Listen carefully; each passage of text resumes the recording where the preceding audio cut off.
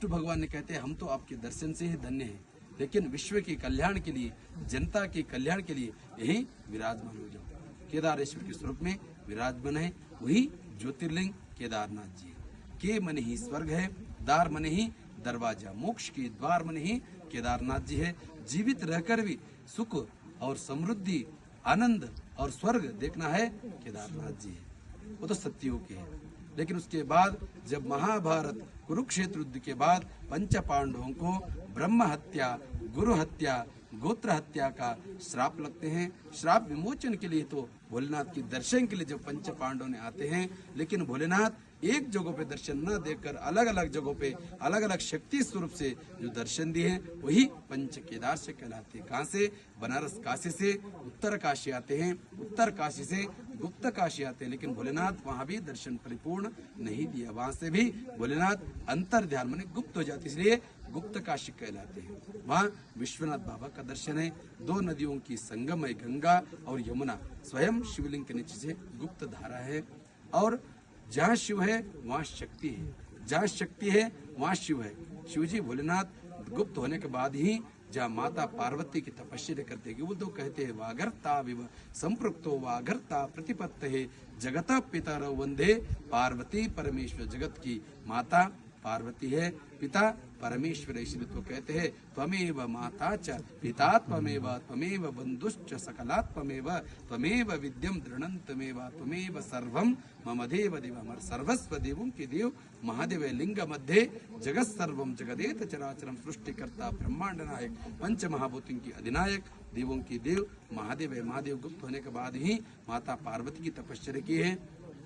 माता पार्वती की कृपा से भोलेनाथ वहाँ अर्धनारीश्वर स्वरूप में दर्शन दिए गुप्त काशी में। तब वहां भी गुप्त काशी में विश्वनाथ बाबा का दर्शन गुप्त होने के बाद भी माता पार्वती की कृपा से भोलेनाथ वह अर्धनारीश्वर स्वरूप में दर्शन दिए। अर्धनारीश्वर का दर्शन करके अपना जीवन कृतार्थ कर लिए। वहां से फिर हिमालय पे गए, तभी केदारनाथ गए, तभी भोलेनाथ वहाँ परिपूर्ण दर्शन नहीं दिया। वहां से भोलेनाथ वहाँ किस रूप में? पशु रूप में गए। सारे पशुओं में भोलेनाथ भी पशु रूप धारण कर लेते हैं। सारे पशुओं में भोलेनाथ को उन्हें पता चलना बहुत असंभव है।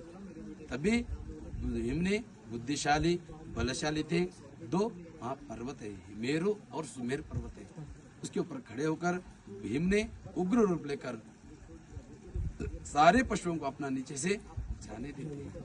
सब चले गए, लेकिन स्वयं महादेव अलग रास्ते से जाने लगे। तब इनको पता चल गया वही स्वयं भोलेनाथ है, क्यों तो जब तक भोलेनाथ का दर्शन नहीं हो पाते थे तब तक उनकी मोक्ष की प्राप्ति और किया वो पापों से मुक्ति नहीं थी। तब पीछे से भक्ति और भाव से भोलेनाथ को पकड़कर दर्शन करने चाहते थे, पीछे पकड़ने गए, तब तक भोलेनाथ मुखभाग जमीन में छिप गए, तभी परिपूर्ण दर्शन उनको नहीं दिया। मुखभाग जमीन में छिप गए, अग्रभाग काठमांडू नेपाल में दर्शन दिए। किस नाम से? पशुपति नाम से, कि वो तो भोलेनाथ यहाँ पशु रूप में आए बोलकर ही पशुओं की नाथ पशुपति नाथ से ही वहाँ प्रसिद्ध हो गए।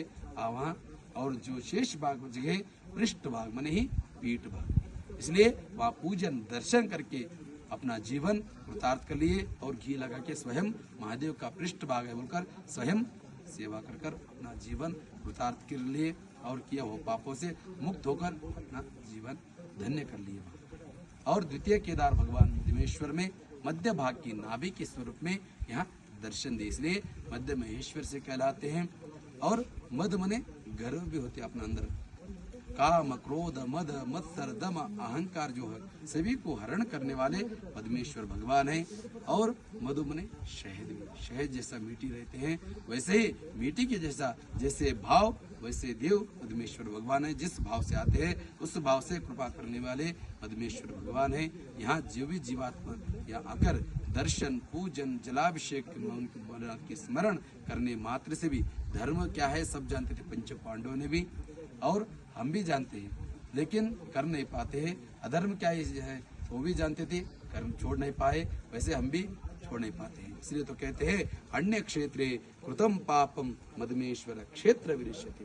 अन्यत्र जो जीवात्मा जाने अनजान में कृत्य की है, इस पवित्र क्षेत्र में आकर दर्शन पूजन या मस्तक यहाँ स्पर्श होने मात्र से भी जीवात्मा धन्य हो जाते कहते। वैसे पंच केदारों में दर्शन किए। पंच पांडवों ने अभी भी शिव भक्तगण जो भी भक्तगण आकर यहाँ दर्शन पूजन करके अपना जीवन कृतार्थ कर लेते हैं मधुमेश्वर क्षेत्र में। और तृतीय तुंगनाथ में हृदय और भावों के दर्शन, रुद्रनाथ में नेत्र मुखमंडल, कल्पेश्वर में जटा, केदारम मध्यमम तुंगम तथा रुद्रालयम प्रियम कल्पकम च महादेवी सर्व पाप प्रणाशम। जिनने पांचों क्षेत्रों की दर्शन पूजन स्मरण करते हैं सर्व पाप प्रणाश हो जाते हैं। जिन्होंने नहीं भी किए पंच केदार गद्य स्थान, ऊखी मठ, ओमकारेश्वर मंदिर और अमर शैव परंपरा में 5 पीठ है, रंभापुरी, उज्जैनी, केदार, श्रीशैल, काशी। केदार मनी ही हिमवत केदार वैराग्य पीठ, ऊखी मठ, ओमकारेश्वर मंदिर को कहलाते हैं।